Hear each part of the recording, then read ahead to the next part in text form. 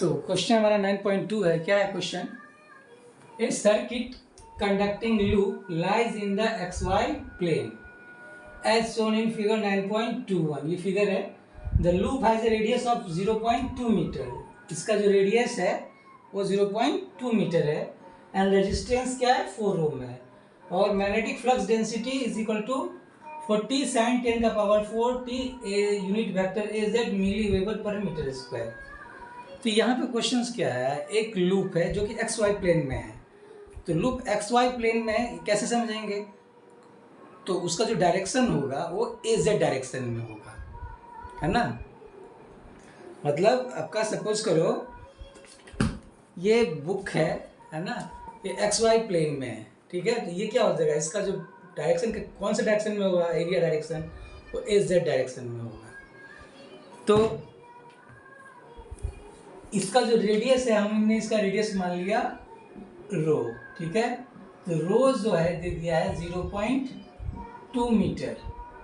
Resistance है ये आपका 4 ओम है और जो मैग्नेटिक फ्लक्स डेंसिटी है 40 sin 10 का power 4 t unit vector AZ milli weber per metre square. Clear? तो इसको और क्या लिख सकते हो? 40 इंटू 10 का पावर -3 साइन 10 का power 4 t unit vector AZ weber per metre square. मैंने मिली को हमने 10 का पावर -3 से रिप्रेजेंट कर दिया।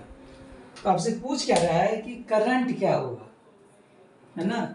What is the current?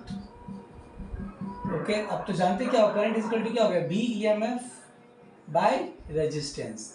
ये जो लूप है, वायर है, इसमें एक रेजिस्टेंस है, तो इस लूप में कितना करंट फ्लो हो रहा है? आप जानते हो कि जब कोई ये स्टेशनरी लूप है, ये लूप क्या है? रुका हुआ स्टेशनरी लूप है, लेकिन इसको कहाँ प्लेस कर दिया गया है? वेरिंग मैग्नेटिक फील्ड में। तो अगर किसी स्टेशनरी लूप को अगर किसी वेरिंग मैग्नेटिक फील्ड में रख देंगे तो उस वेरिंग मैग्नेटिक फील्ड के कारण, मतलब टाइम वेरिंग मैग्नेटिक फील्ड के कारण, उस लूप में क्या हो गया? वोल्टेज इंड्यूस्ड हो जाएगा। और उस लूप को, मतलब उस वायर को अगर किसी आप बल्ब से जोड़ दोगे या रेजिस्टेंस से जोड़ दोगे तो क्या होगा? करंट फ्लो होना शुरू हो जाएगा। ओके, तो वही हमें निकालना है। तो आप क्या जानते हो, जो इंड्यूस्ड वोल्टेज होता है in closed loop, line integral of electrical field is equal to minus rate of change of flux density with respect to time dot ds। Clear? तो ये जो BEMF है, BEMF is equal to minus d/dt। अब ये जो B है, B कितना दे दिया है?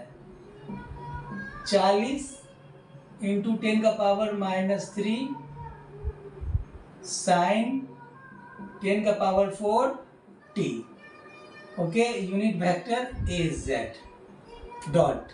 अब ये ds क्या हो जाएगा? अब तो ऐसे जानते हैं ये सर्किल है, सर्किल का एरिया क्या हो जाता है? πr²। लेकिन हम इसको प्रूफ करके हम बताते हैं। तो चूंकि ये सर्किल जो लूप है आपका XY प्लेन में है, तो इसका डायरेक्शन वो कौन से डायरेक्शन में रिप्रेजेंट करेंगे? अब AZ डायरेक्शन में। तो AZ डायरेक्शन में जो एलिमेंट लेंगे, दो साइड लेंगे, वो क्या हो जाएगा? एक d रो और दूसरा रो d∅। तो ds को क्या लिखेंगे आप? d रो पहला एलिमेंट और रो d∅, यूनिट वेक्टर AZ।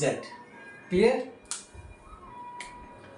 अब ये जो है माइनस इसका जो टाइम के रिस्पेक्ट में क्या हो जाएगा? ये 40 इंटू 10 का पावर -3 साइन का क्या हो जाएगा? cos 10 का पावर 4 t, और जो t का जो कोफिशिएंट है क्या है? 10 का पावर 4, यूनिट वेक्टर AZ। इसको मैं अभी इसके लिख दें रो d∅,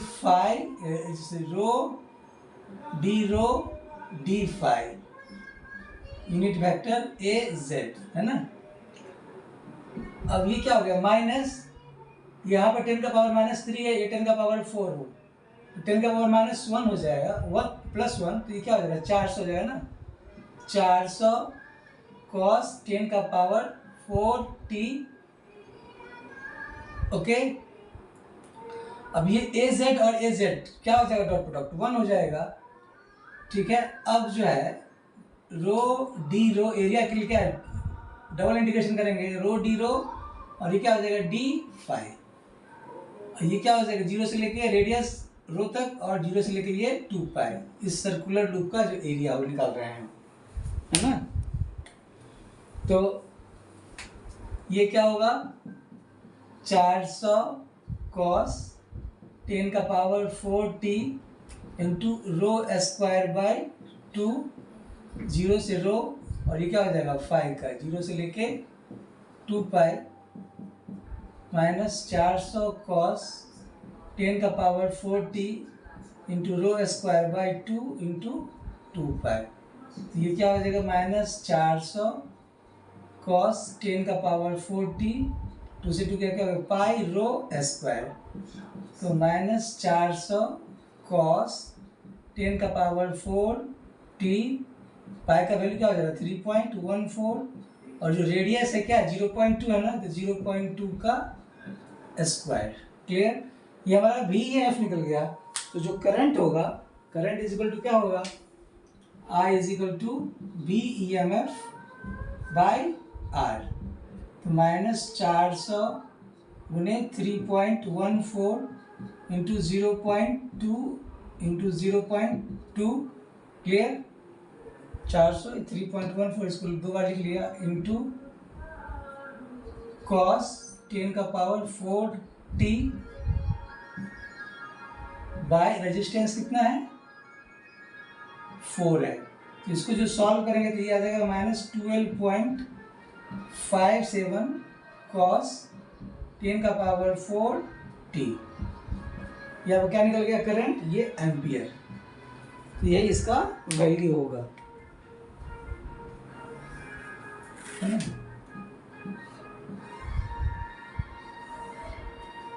क्लियर, थैंक यू।